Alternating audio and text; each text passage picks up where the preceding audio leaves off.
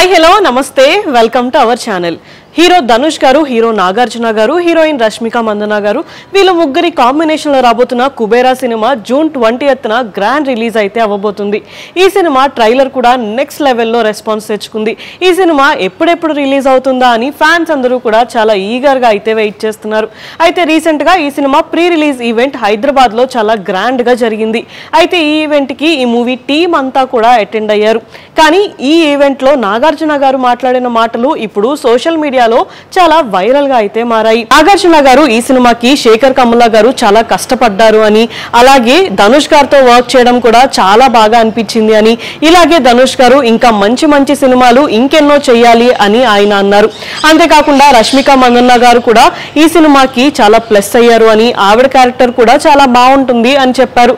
Actual గా ఈ cinema start అయినప్పటి నుంచి కూడా ఈ సినిమాలో ధనుష్ గారు హీరోగా యాక్ట్ చేస్తున్నారు అని, అలాగే నాగార్జున గారు ఒక ఇంపార్టెంట్ రోల్ ప్లే చేస్తున్నారు అని అందరూ కూడా అనుకుంటూనే ఉన్నారు. అయితే దాని గురించి కూడా నాగార్జున గారు మాట్లాడుతూ, అసలు మాయాబజార్ సినిమాలో నార్మల్ గా మనం ఎన్టీఆర్ గారు హీరోనా, ఏఎన్ఆర్ గారు హీరోనా, సావిత్రి గారు హీరోనా అంటే అస్సలు చెప్పలేం.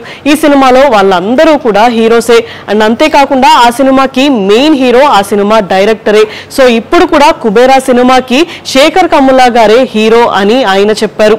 అయితే ఈ సినిమాకి మ్యూజిక్ చాలా హైలైట్ అయింది అని, అండ్ దేవిశ్రీ ప్రసాద్ గారు కూడా ఈ సినిమాకి ఒక మెయిన్ హీరో అని ఆయన అన్నారు. అండ్ మొత్తానికి లాస్ట్ గా ఫ్యాన్స్ తో మాట్లాడుతూ డ్రింక్ చెయ్యొద్దు అని, తాగితే పట్టుకుంటారు అని ఫ్యాన్స్ అందరినీ కూడా అలర్ట్ చేశారు. సో నాగార్జున గారు మాట్లాడిన మాటలకి ఫ్యాన్స్ అందరూ కూడా ఫుల్ హ్యాపీ అయితే అయిపోయారు. మొత్తానికి జూన్ 20న రిలీజ్ అవ్వబోతున్న ఈ సినిమా ఎలాంటి రెస్పాన్స్ తెచ్చుకుంటుంది అనేది చూడాలి.